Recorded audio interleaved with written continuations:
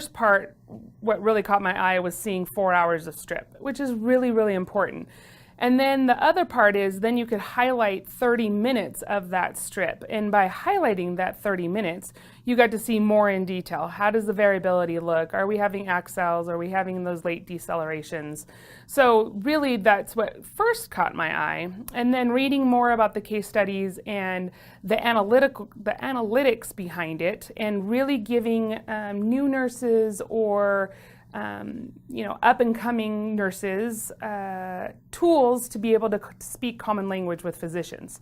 So really, with the analytics, it really points out if we're starting to see those late decelerations, or if we're starting to lose variability. It highlights that on PeriWatch, and a nurse being able to, hover over that warning and having that common language, so when they report to the physician, everyone's speaking the same language, which is really important. Nurses tend to downplay something, or not so much downplay, but they just say, oh, I'm having a bad baby right now.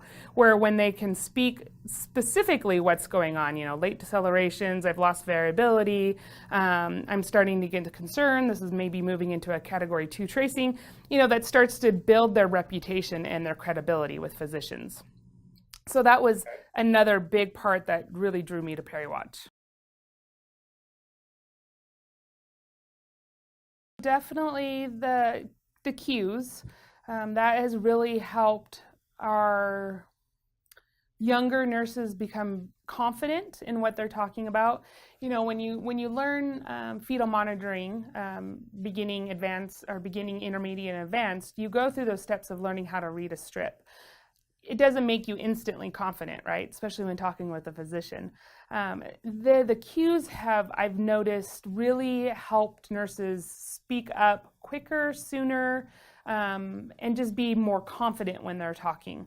Obviously, this is just a tool. Clinicians and physicians are still making the best decisions based on what they see with the patient and what they see with the baby, but this is a tool that's really helped our younger nurses become confident. And I think solidified for our experienced nurses that, yep, see, I do know what I'm talking about, which, we knew they did, but it just kind of solidified for them. Another part that's really starting to catch on is the labor curve. Obviously, we threw or gave them a lot of tools in the beginning, right? We not only gave them Epic Stork, but we also gave them this fantastic fetal monitoring system with lots and lots of tools. So curve, it was interesting. They liked it. They liked the concept of it, and it wasn't really caught on right in the beginning. However, as they become more familiar with both tools and are getting comfortable, they're starting to use curve a lot more and really speak to it. And I hear them having conversations at the nurses station. Well, my labor curve is starting to fall off. Maybe I should start turning her more. Let's get the peanut ball in. So they're talking about the interventions to help that woman stay on that correct curve. Absolutely, it's providing that flexibility that we had hoped for. We actually had, about a month ago, an unexpected downtime of Epic. There was a power bump, and that created our servers to go down a little bit. But what was fortunate was that PeriWatch, or PeriGen, obviously kept storing the information on the strips. So we ran paper strips, everyone went and took care of patients, one-on-one care.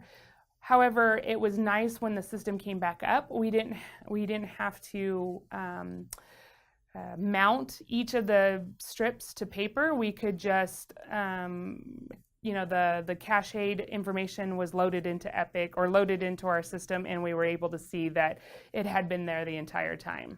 So that was very nice and unexpected, because every time we'd have some kind of downtime, we'd have to print strips and then get them into the charts and scan them. So it was very nice to have that capability.